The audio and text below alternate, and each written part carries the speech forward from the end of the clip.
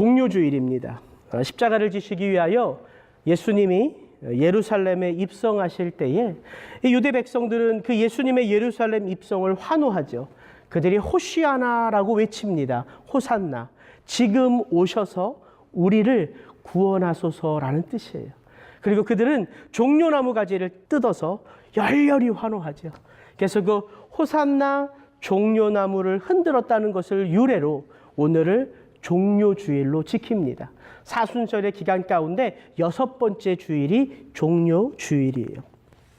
이스라엘 백성들에게 이 종려나무는요, 굉장히 특별한 의미가 있는 나무입니다. 성경에 보면 시편 기자는 이렇게 노래하죠.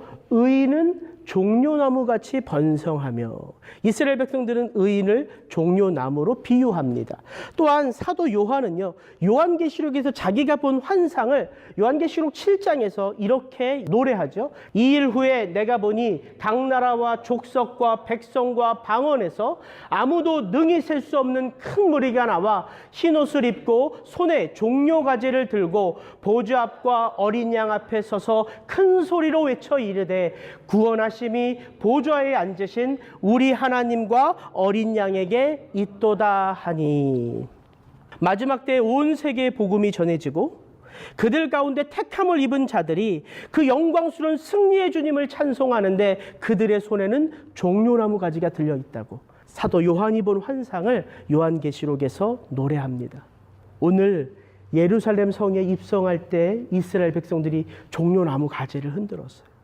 근데 그들이 흔든 의미는 잘못된 믿음이었죠. 근데 하나님은 성경의 마지막 요한계시록에는 그들이 흔들었던 동일한 종려나무 가지를 흔드는 의로운 자들을 보여주시면서 우리의 잘못된 길을 하나님께서 어떻게 회복하시고 참된 길로 인도하시는지 성경에 담아 놓으셨다는 사실이에요. 저는 이게 큰 감동이더라고요. 성경은 인간 예수 그리스도에게 그렇게 관심이 있지 않죠. 하나님의 아들 예수 그리스도에 관심이 있어요. 그래서 사복음서는 예수님이 어렸을 때 일들을 말하지 않죠. 그의 공생의 사역에 주목하죠. 회개하라, 천국이 가까웠느니라. 그 말씀을 통해서 하나님의 나라를 이 땅 가운데 열어놓으신 예수님은 그 믿음의 길을 한 걸음 한 걸음 옮기셔서 그가 서야 할 마지막 종착역인 예루살렘 성으로 입성하십니다. 저는 오늘 본문의 말씀을 통해서 우리가 고난주간 한 주간 그 예수 그리스도의 그 고난의 길을 어떻게 생각하고 묵상하며 부활주의를 준비해야 되는지 한번 우리의 믿음을 돌아보는 시간이 바로 오늘 이 시간 되기를 주의 이름으로 축복합니다.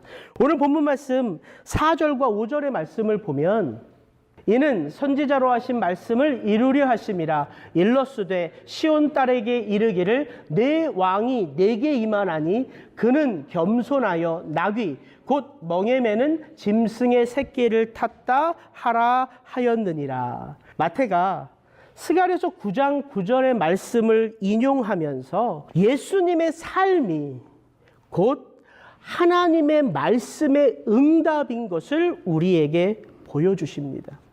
복음서를 기록한 마태, 마가, 누가, 요한 이 4명의 복음서 기자들은 오늘 이 예수님의 예루살렘 입성의 기사를 다 다루고 있어요. 그게 중요하기 때문이죠. 왜 그게 중요하냐면 하나님의 예언의 말씀에 응답이기 때문이에요. 이 예루살렘의 입성, 이 승리의 왕의 입성이 있어야지만 고난의 십자가가 열리고 고난의 십자가를 지셔야지만 구원의 문이 열리기 때문이에요. 그러니까 이 복음서의 기자들은 지금 예수님이 급하게 의도하셔서 이 일들을 진행하시는 것이 아니라 이것이 BC 500년 전, 지금으로부터 720년 전에 이미 하나님이 예언하신 그 예언의 말씀인 것을 우리로 깨달으라 말씀하시는 거예요. 왜 예수님께서 하나님의 말씀이 응답되는 삶의 길을 걸어가시는가? 누구 때문일까요? 우리 때문이죠. 자기 백성들.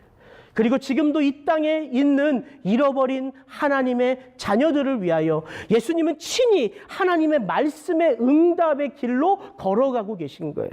그래서 저는 오늘 말씀을 통해서 그분이 걸으셨던 그 참된 걸음의 의미를 나누기 원합니다.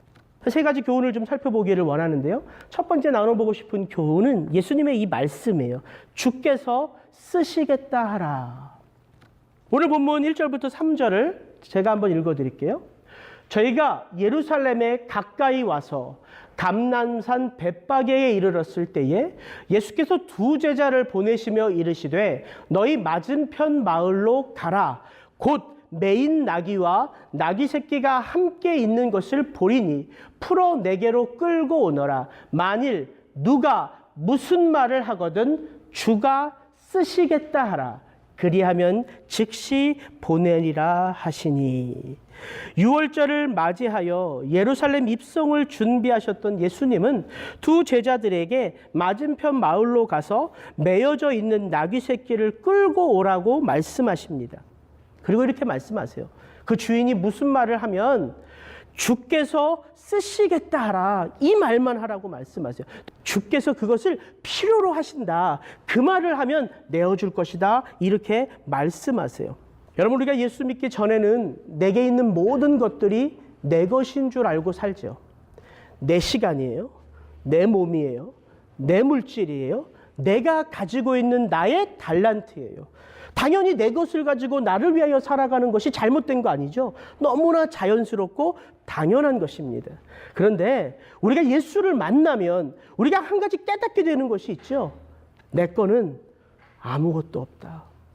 한 촉망받는 청년이 열심히 공부해서 의대에 들어가서 그 학교에서 탑 의사 선생님이 돼서 내과 과정이 되고 아주 잘 나가는 인생을 살아가요. 근데 지하 주차장으로 가는 길을 이렇게 걸어서 내려오다가 그냥 슬쩍 삐끗해가지고 넘어졌거든요. 근데 큰 문제가 있다고 생각하지 않았는데 이상하게 그렇게 넘어지고 나서 이 몸이 이게 제대로 움직이지 않는 거야. 그 병원에 입원했더니 이 목 뒤에 있는 시신경 중에 제일 중요한 중추 시신경에 문제가 생겨서 이 몸이 점점 마비가 되는 거예요. 그래서 6개월을 자기가 일하는 병원에서 몸을 움직이지 못하고 그대로 6개월을 누워 있었대요. 그러면서 이런 깨달음이 점점 밀려오더래요. 내가 의사인데 내가 그렇게 다른 사람의 몸을 더 잘 살게 하기 위하여 치유하는 정말 탁월한 능력이 있는 의사였는데 내 몸도 내 마음대로 할 수 있는 게 없구나. 이것을 깨닫기 시작했대요. 그러면서 이 의사 선생님이 참 하나님의 은혜 가운데 그 마비가 풀리면서 그 의사직을 내려놓고 우즈베키스탄에 선교사로 떠나셨어요. 저와 같이 청년부를 섬겼던 우리 동료 목사님의 이야기예요. 저는 그 목사님의 이야기를 이렇게 들으면서 그렇지, 주께서 쓰시겠다 하라 이 말은 내게 있는 어떤 것을 주님께서 좀 빌려줘라는 말씀이 아닌 거예요. 너는 처음부터 내 거라는 말이에요. 내가 가지고 있는 모든 것들은 사실은 내 것인데 다만 너에게 잠시 맡겨놓은 것이라는 말씀이에요. 여러분, 우리가 신앙생활할 때 이 음성을 들어야 돼요. 주께서 쓰시겠다 하라. 우리의 삶은 어떻게 보면 주님이 나를 쓰시기 위하여 내가 잘 준비되어져 가는 과정이 이게 믿음의 과정인 거예요. 내가 나를 위해서 투자하는 그 어떤 것보다 내가 주님의 손에 붙들려서 그분을 위하여 쓰임받는 것이 기쁨인 것을 우리는 구원을 통해서 체험하게 되는 거죠. 저는 오늘 본문의 말씀을 이렇게 묵상하면서 그 어린 나귀의 모습이 제 마음속에 깊이 들어오더라고요. 주님이 나귀 새끼를 풀어오라고 말씀하시는데 그 나귀 새끼는 한 번도 등에 짐을 져본 적이 없는, 한 번도 사람에게 그 등을 맡긴 적이 없는 진짜 막 태어나서 이제 자라가는 어린 나귀 새끼였어요. 나귀 보셨죠? 그게 크지 않잖아요. 어린 나귀는 훨씬 작겠죠. 제가 이 본문을 계속 묵상하는데 예수님이 몇 살이에요? 30살의 건장한 청년이에요. 너무 웃긴 상상이지만 예수님이 그 어린 나귀에 올라타셨는데 어떻게 보면 다리가요 질질 끌릴 수도 있는 거예요. 되게 우스운 장면 아닙니까?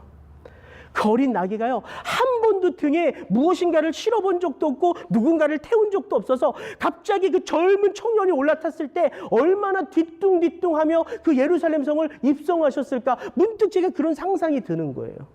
그러면서 저는 제 모습을 좀 돌아보게 됐어요. 예수를 인격적으로 만나기 전에도 저는 모태신앙으로 신앙생활을 했습니다.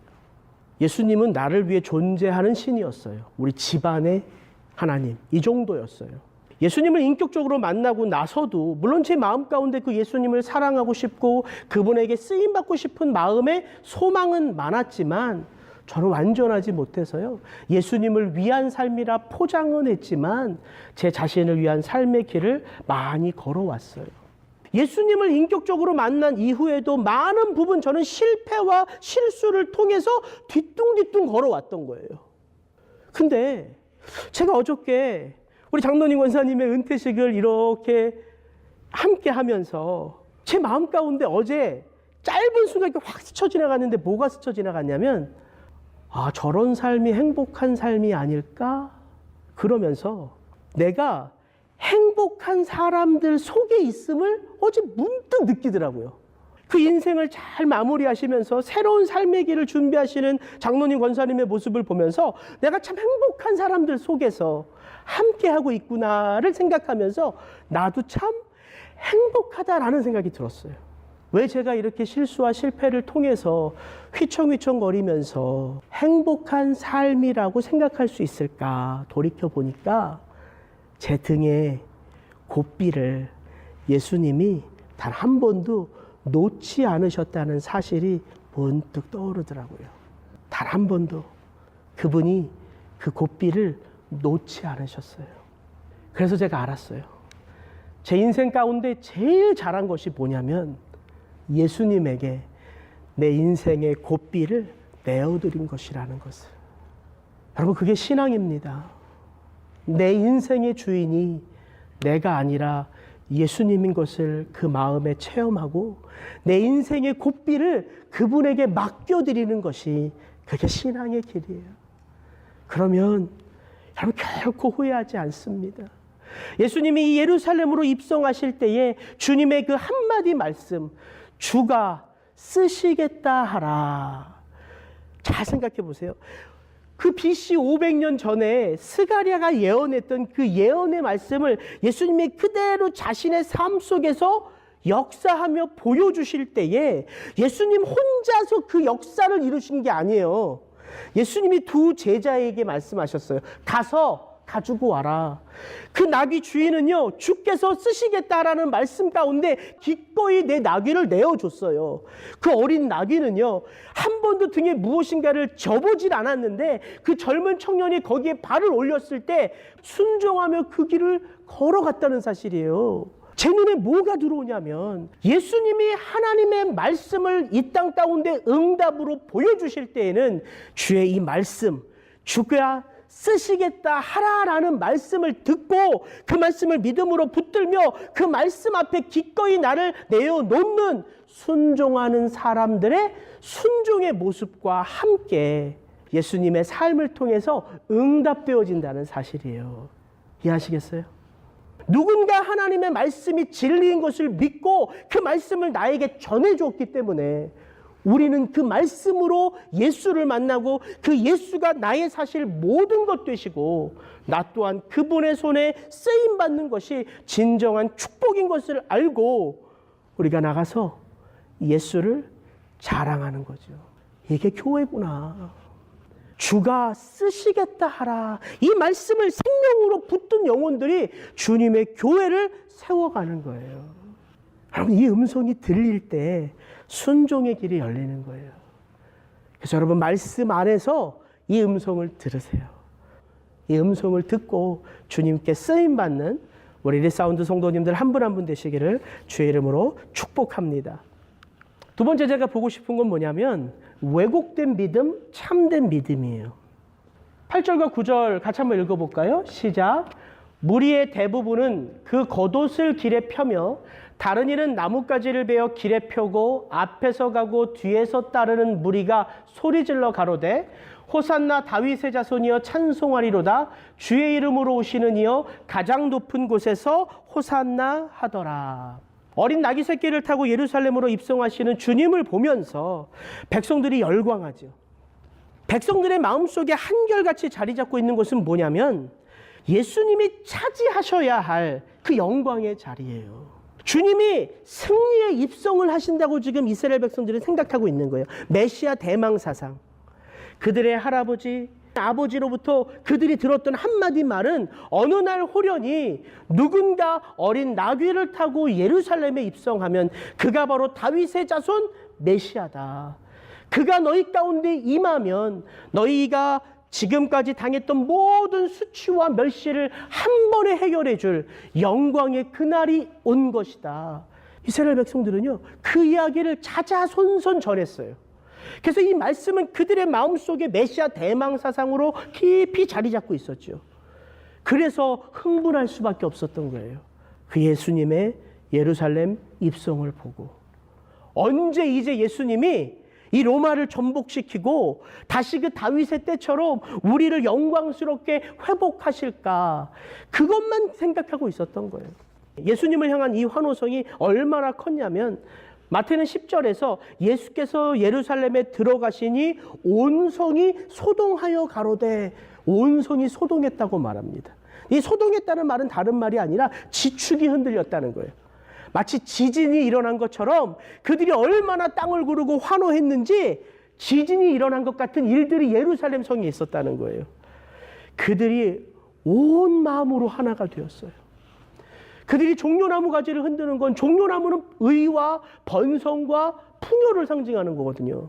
그러니까 그들이 종려나무 가지를 흔들었다는 건 뭐예요?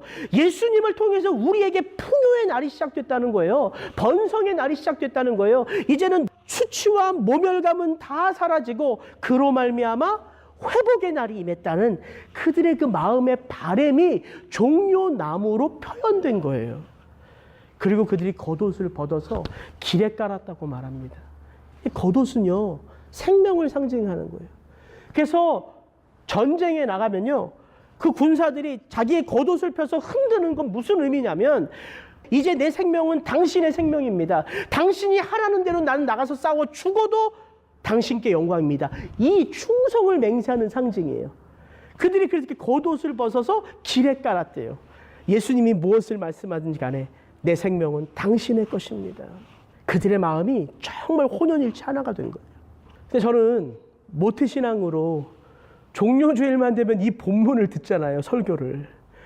종료주일 때만 되면 듣는 이 본문의 말씀을 제가 들으면서, 설교를 들으면서, 야, 유대 백성, 이거 완전 간에 붙었다가 심장에 붙었다가 그 마음이 조변석게 하는 너무나도 그 얕은 믿음인 것을 보고 제가 되게 많이 손가락질했어요.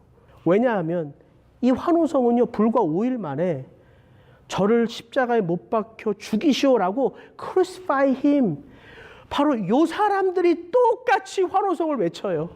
너무 신기하지 않습니까? 어떻게 5일 만에 그렇게 내 생명까지 다 줄 것처럼 그렇게 환호하던 이스라엘 백성들이 불과 5일 만에 저를 십자가에 달려 죽게 하십시오, 성난 군중으로 변화되었다고요. 그래서 이들의 믿음이요, 되게 얕은 믿음이라고 제가 생각했어요. 유대 백성들 어떻게 그렇게 오랜 전통의 믿음이 이 믿음밖에 안 될까. 그러다가 이들의 믿음이 그렇게 무시할 수 있는 믿음이 아닌 것을 제가 알겠더라고요. 이 유대 백성들이요, 이 예루살렘 성에 입성하는 그 화려한 전차의 행렬을 처음 봤을까요? 그들은 많이 봐왔던 행렬이에요. 헤롯이 유대의 분봉왕으로 임할 때 그의 행렬이 어떠했을까요? 그 황금마차, 수천 필이 끄는 말, 그 빵팔에 그들은 그것을 묵도했던 사람이에요. 빌라도가 유다 총독으로 임명받았을 때 빌라도가 어떻게 왔을까요? 전 세계를 다스린 로마 제국의 총독으로 그가 어떤 위용과 위엄을 가지고 이 예루살렘 성에 입성했을까 한번 상상을 해보세요. 그들의 눈에 그 화려했던 그 전차의 행렬을 그들은 봤던 사람들이에요. 근데 그들의 눈에 보이는 그 승리자라고 외치는 예루살렘에 입성하시는 예수님의 모습은 어떠했어요? 고작 나귀 새끼 하나에 젊은 청년이 올라탔고 그를 뒤이어서 초라하게 보이는 12명의 청년들이 따라왔던 행렬이었다고요. 그리고 이 환호하는 이 예루살렘 백성들 가운데는요, 환호하는 자들만 있었던 게 아니에요. 어떻게 하면 예수를 잡아 죽일까? 어떻게 하면 이 환호하는 백성들을 이용해서 예수를 십자가에 못 박을까? 고민하던 이 예루살렘을 다스리던 지도자, 정치가들과 종교 지도자들이 이 무리 속에 가득했어요. 그런데 그들은 정말 그 어린 나귀를 타고 예루살렘에 입성하시는 예수님을 왕으로 맞은 거예요. 제가 이 생각이 번뜩 들더라고요. 첫 번째 포인트가 뭐였어요? 주가 쓰시겠다 하라. 주님이요, 필요로 하는 사람이 있고요, 주님이 필요로 하는 것이 있어요. 두 번째 포인트는 다른 게 아니에요. 이 백성들이요, 온 마음으로 누구를 필요로 해요? 예수님을 필요로 하고 있다는 사실이에요. 그들의 그 절박한 환경, 그들의 그 절박한 상황, 그 환경과 그 상황은 예수님을 필요로 하고 있어요. 그런데 문제는 뭐냐면 그들이 바라보는, 그들이 필요로 하는 예수님은 어떤 예수님이냐면 진짜 예수가 아니라요, 그들의 마음속에 메시아라고 하는 그림을 이렇게 그려놓고 그들은 자기가 원하는 메시아를 기다리고 있었던 거예요. 저는 그래서 이 환호하는 자들의 믿음을 실체가 없는 믿음이라고 보고 싶어요. 실체가 없는 믿음이에요. 믿음이라고 붙들었고 진리라고 붙잡았는데 껍질을 벗겨보니까 믿음도 아니었고 진리도 아니었고 결국은 나 자신의 원함을 위한, 나 자신을 향한 마음이었어요. 그렇기 때문에 이렇게 빨리, 이렇게 쉽게, 이렇게 완전하게 무너질 수 있었던 거예요. 여러분, 이게 실체 없는 믿음의 모습이에요. 저는 이 마태복음 21장을 묵상하면서 이게 뭘 보여주냐면 우리 역시 실체가 없는 믿음을 붙잡으면 여지없이 무너질 수 있음을 보여주는 거예요. 잘 한번 생각해 보세요. 이스라엘 백성들이 가졌던 그 뜨거운 열정, 그 열심, 그 환호, 이건요, 실체가 없었기 때문에 한순간에 무너져 내릴 수 있었어요. 실체가 없는 믿음이 이렇게 무서운 믿음이에요. 성경은 믿음의 실체가 누구라고 얘기합니까? 예수 그리스도. 예수 그리스도. 그들은 예수 그리스도를 믿은 게 아니에요. 자기 마음속에 그려놓은 예수의 환상을 믿었던 거예요. 그가 예루살렘에 입성함으로 풍성한 풍요가 우리 육체의 만족을 이루실 거라는 그 환상. 예수님은 육신의 회복을 위해서 오신 분이 아니에요. 우리 영혼의 문제를 해결하시기 위하여 하늘 보좌를 버리고 이 땅에 오신 분이에요. 그래서 믿음은 결코 우리 속에서 나올 수 없습니다. 그 믿음의 실체는 우리에게 주어지는 거예요. 그래서 그 믿음의 실체는 우리가 우리 마음에, 우리 삶에, 우리 영혼 깊은 곳에 그 실체를 받아들이고 그 실체와 더불어서 매일매일의 삶을 살아가면서 그 믿음은 실제가 돼요. 그 실체가 우리 속에 있기 때문에 그 믿음은 실제가 되어 우리의 삶을 변화시켜가는 거예요. 이게 복음의 역사라고 말하는 것입니다. 그래서 바울이 로마서에서 말하는 거예요. 내가 복음을 부끄러워하지 아니하노니 이 복음은 모든 믿는 자에게 구원을 주시는 하나님의 능력이 됨이라. 첫째는 유대인에게요 또한 헬라인에게로다. 복음에는 하나님의 의가 나타나서 믿음으로 믿음에 이르게 하나니 기록된 바 오직 의인은 믿음으로 살리라 함과 같으니라. 믿음이 어떻게 우리 속에 들어온다고요? 복음으로 들어온다고요. 복음이 우리 속에 들어올 때 그 복음이 우리 속에 믿음의 실체를 우리 마음에 새기게 하는 거예요. 그래서 우리가 복음 안에서 살아갈 때에 믿음의 실체가 우리의 삶의 실제가 되어 능력이 되는 거죠. 그래서 믿음의 실체는 예수 그리스도예요. 그리고 믿음의 실체인 예수 그리스도가 우리에게 보여준 도가 뭐냐면 그게 바로 고린도전서 1장 18절에서 말하는 십자가의 도라는 거예요. 같이 읽겠습니다. 시작. 십자가의 도가 멸망하는 자들에게는 미련한 것이요 구원을 얻는 우리에게는 하나님의 능력이 됨이라. 그래서 저와 여러분이 이 한 주간 우리의 믿음의 실체가 되신 예수 그리스도가 우리에게 보여주신 그 십자가의 도가 무엇인지를 고난주간 묵상하는 거예요. 오늘 이렇게 환호하는 유대 백성들이요, 예수님을 너무나 필요로 했습니다. 지금 우리 가운데 예수 그리스도를 필요로 하는 사람들이 있어요. 그런데 우리가 그 예수 그리스도를 필요로 하기 때문에 구원받는 게 절대 아닌 것을 오늘 본문은 보여주고 있어요. 그럼 우리가 어떻게 구원받아요?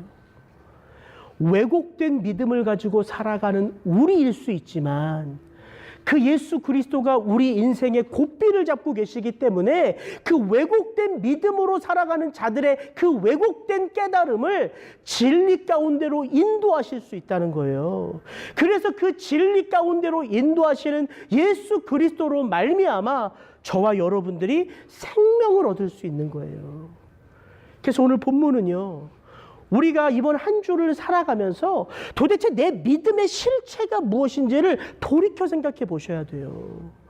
나는 지금 어떤 예수를 믿고 있는가? 나는 그 예수에게 무엇을 소망하고 있는가? 이것들을 생각해 보면서 우리가 깨달음이 있다면 어디로 돌아가야 될까요? 다시 복음으로 돌아가야죠. 왜? 복음만이 그 예수 그리스도가 나에게 어떤 존재인지를 말해주고 있기 때문에. 그래서 우리가 말씀 앞에 서지 않고서는 복음의 참된 능력을 안다고 고백할 수 없는 거예요. 예수 그리스도를 여러분이 이제 영접하고 받아들이셨다면 이제 뭘 체험해야 돼요? 풍성함을 체험하셔야죠. 그 복음의 풍성함이 무엇인지를 자꾸 체험해 가셔야죠. 그래서 우리의 찬송이 왜 그렇게 하나님께 영광이 되는지를 이해할 수 있는 거예요. 우리의 예배가 왜 그렇게 하나님께 기쁨이 되는지를 체험할 수 있는 거예요. 그것 없이 찬송하고 있다면, 그 의미를 깨닫지 못하고 하나님을 예배하고 있다면 종려나무 가지를 흔드는 이 이스라엘 백성들과 뭐가 다르겠어요? 그래서 신앙은 그 말씀을 듣고 그 말씀을 생각함으로 나의 길을 끊임없이 하나님의 말씀을 따라 움직여야 되는 거예요. 그게 우리가 매일매일의 삶 속에서 구원받아가는 우리의 삶의 과정입니다. 마지막으로 이거 하나 나누고 마칠게요. 오늘 본문에 보시면 예수님이 우셨다는 대목은 안 나와요. 그런데 누가복음에 보면 예수님이 예루살렘에 입성하시는 바로 이 장면과 맞닿아 있는 장면이 뭐냐면 예수님이 그 성을 보시며 눈물을 흘리셨다는 대목이에요. 누가복음 19장 41절부터 44절입니다. 같이 한번 읽겠습니다. 시작. 가까이 오사 성을 보시고 우시며 가라사대 너도 오늘날 평화에 관한 일을 알았더라면 좋을 뻔하였거니와 지금 내 눈에 숨기웠도다. 날이 이를지라 내 원수들이 토성을 쌓고 너를 둘러 사면으로 가두고 또 너와 및 그 가운데 있는 내 자식들을 땅에 메어치며 돌 하나도 돌 위에 남기지 아니하리니 이는 권고받는 날을 내가 알지 못함을 인함이니라 하시니라. 예수님이 예루살렘에 입성하실 때 온 백성들은 열렬하게 환호했어요. 예수님은 어떻게 하셨다고요? 그들의 모습을 보시며 우셨어요. 예수님은 열광 속에서도요, 진실을 볼 수 있는 영의 눈이 있었던 거예요. 예수님은 그들이 그렇게 나를 환호하고 그들이 그렇게 나를 원했던 그들의 그 실체를 아시기 때문에 마음이 아프신 거예요. 저는 이 예수님의 눈물을 묵상하면서 진짜 감사가 되더라고요. 나를 위해서 그가 우셨어요. 나는 너무 좋아서 기쁜데 내 모습 속에 담겨져 있는 실체를 아시는 그분은 나 때문에 아프셨어요. 그가 우셨고 그가 아프셨기 때문에 회복은 누구에게 일어나요? 나에게 일어나요. 성경을 보면 예수님이 3번 우셨어요. 언제 우셨죠? 나사로의 무덤 앞에서 우셨어요. 예루살렘에 입성하실 때 우셨어요. 십자가를 지시기 전에 겟세마네에서 기도하실 때 우셨어요. 성경은 예수님이 눈물을 흘리셨다는 그 내용을 3군데에서 묘사하고 있어요. 근데 이 예수님의 눈물은요, 능력이에요, 능력. 나사로의 무덤 앞에서 우셨던 예수님은 왜 우셨을까요? 나사로가 죽은 것이 슬펐기 때문에? 아닙니다. 나사로라고 하는 사랑하는 오빠, 사랑하는 친구의 죽음 앞에서 정작 내 영적인 죽음을 알지 못하는 그 사람들 때문에 우셨어요. 왜냐하면 나사로가 죽은 것은 예수님이 이미 알고 계셨어요. 그래서 제자들이 얘기할 때 예수님 뭐라고 말씀하십니까? 하나님의 영광을 보리라. 나사로 때문에 우신 게 아니에요. 나사로의 무덤 앞에 둘러서 있는 영적인 죽음의 실체를 알지 못하는 자들을 위하여 우셨어요. 그리고 주님은 그들에게 부활의 실체 되신 예수 그리스도를 알려주시죠. 나는 부활이요 생명이라 선포하십니다. 오늘 이 예루살렘 성에 가까이 오시면서 우셨던 예수님은요, 이 예루살렘 성, 하나님의 평화의 도성이 죄의 강도에 굴혈인 것을 알고 계세요. 그래서 예수님은 그 성을 완전히 무너뜨리시죠. 그리고 그들이 참성 안에서 영원히 거할 수 있는 진정한 예루살렘 성을 세우세요. 그게 예수님의 십자가죠. 그리고 겟세마네 그 십자가 앞에서 그분은 눈물 가운데 인류의 모든 죄악을 감당하시면서 하나님 앞에 승리자로 드디어 세움을 입죠. 예수님의 눈물의 장면 속에는 어떤 게 계속 나와요? 회복이 나와요. 회복이. 우리의 죄의 씻음, 거룩, 정결. 어둠 가운데 있었던 우리가 빛 가운데 살아가는 회복. 그게 어떻게 근원되어 나오는 거예요? 예수님의 눈물에서 나오는 거예요. 그래서 우리가 고난주간 한 주간을 살면서 저는 우리도 좀 눈물이 회복되었으면 좋겠어요. 우리도. 손가락질 받는 이 세대의 교회를 보면서 우는 거예요. 길을 잃고 방황하는 청년 세대를 보면서 눈물을 흘리는 거예요. 예수 없이 잘 살아가는 자들을 보면서 정말 저들이 가야 할 실체가 죽음인 것을 깨닫고 그들 대신에 아파하면서 우는 거예요. 내 사랑하는 자녀들을 보면서 우는 거예요. 내 자신의 모습을 보면서 울 수 있어야 돼요. 이 세대 하나님 나라를 보면서 울 수 있을 때에 하나님은 그 눈물을 통해서 하나님의 역사를 이 세대의 교회 가운데, 이 세대의 가정 가운데, 이 세대 가운데에 다시 일으켜 세우실 수 있는 거예요. 우리의 눈물은 감정이기 쉽습니다. 그러나 하나님의 눈물은 능력이에요. 저는 이 고난주간 예수님이 예루살렘 성을 입성하실 때 그 환호하는 유대 백성들의 그 환호와 더불어 그들을 바라보며 그 마음 깊은 곳에서 눈물 흘리시는 그 예수 그리스도를 우리가 한 주 묵상할 때에 그 눈물이 다른 이가 아닌 바로 나를 향한 눈물인 것을 깊이 체험하시고 그 십자가의 능력 안에서 이 한 주를 승리하시기를 주의 이름으로 축복합니다. 같이 기도하시겠습니다.